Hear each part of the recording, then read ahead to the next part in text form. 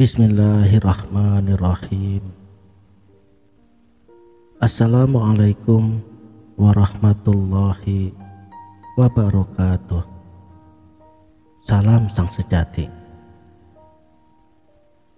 Orang yang adil akan merasakan akibat daripada keadilannya pada setiap momen hidupnya.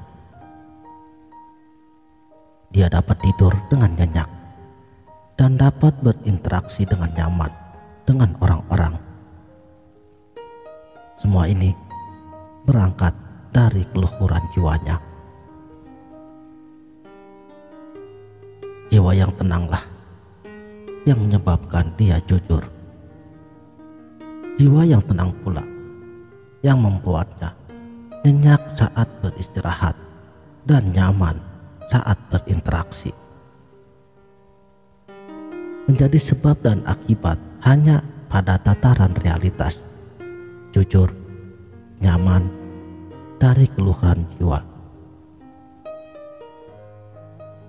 Ada sebagian orang yang berusaha berlaku jujur, sekalipun jiwanya tidak tenang.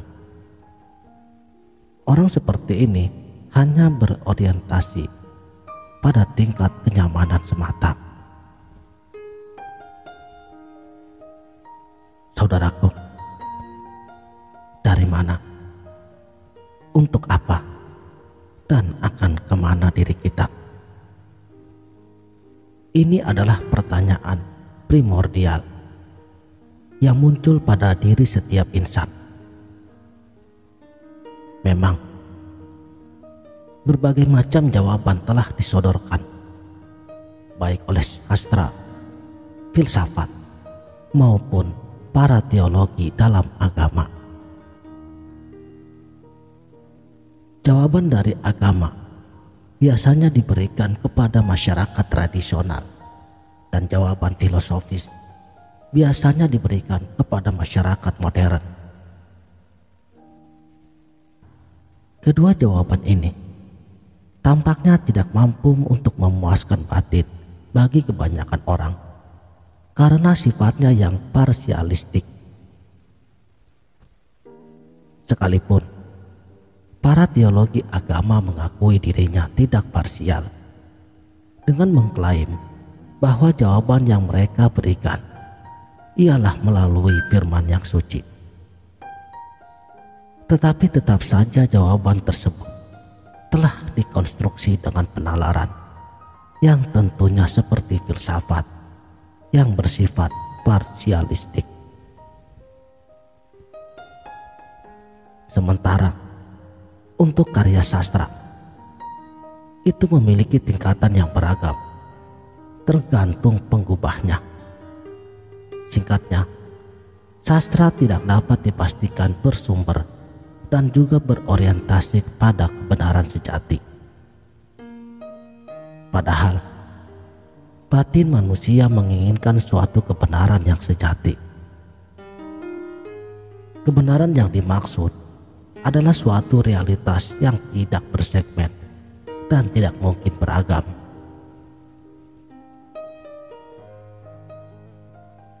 Ketika kita terlahir ke dunia, umumnya kebanyakan manusia mengandalkan penalarannya untuk penyesuaian hidup supaya dapat bertahan.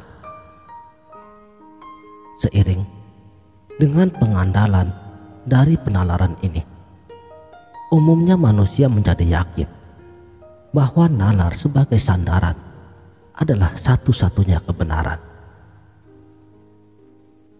Karena itu, ketika jiwa yang berada di luar dari penalaran mengalami masalah, sebab perkembangan atau gerak naiknya kesadaran jiwanya terhalang.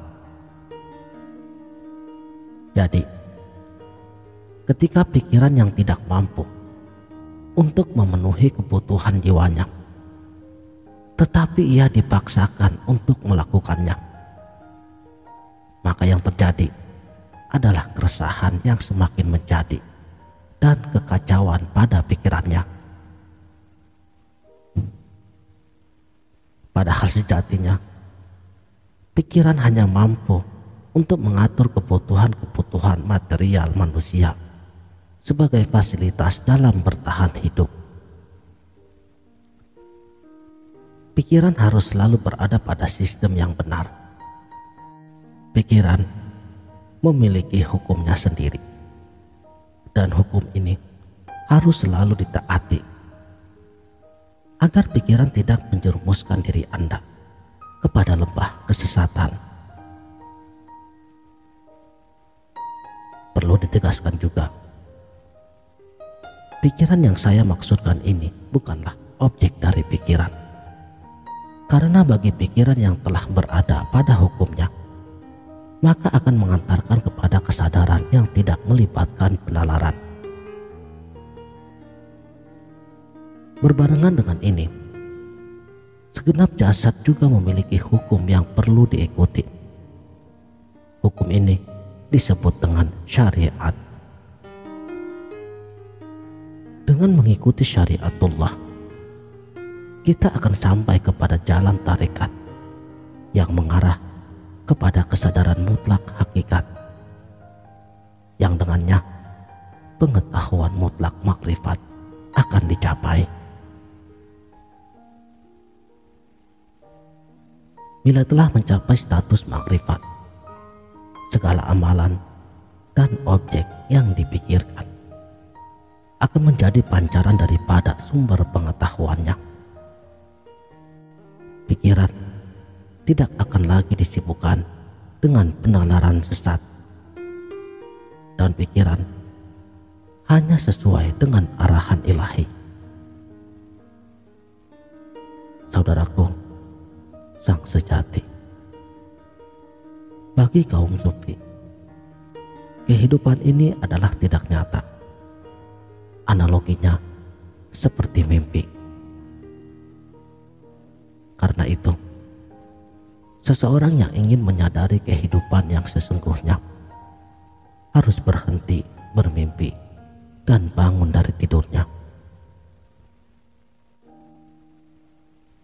Jadi, seseorang harus keluar dari realitas kehidupan ini bila ingin berada pada realitas alam yang sesungguhnya. Dari inilah kaum sufi mengajarkan mati sebelum mati.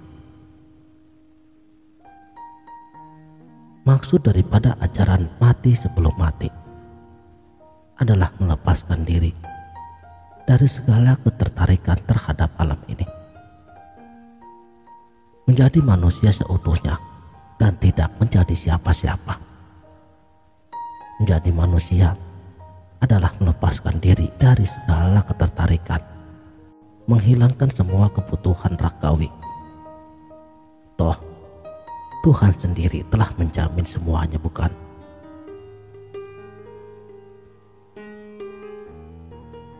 Bila bebek berselaput dan ikan bersirip itu digunakan untuk berenang, kalau elang dan raja wali bersayap lebar, itu mereka gunakan untuk terbang. Demikian juga dengan segala struktur fisik tubuh manusia yang tiada lain tercipta daripada rupanya. Volume otak yang besar dimiliki setiap manusia bukan untuk apapun, kecuali untuk menangkap nilai-nilai keagungan yang maha perkasa. Sekianlah, mudah-mudahan video ini dapat bermanfaat. Wabillahi taufik wal hidayah. Wassalamualaikum warahmatullahi wabarakatuh.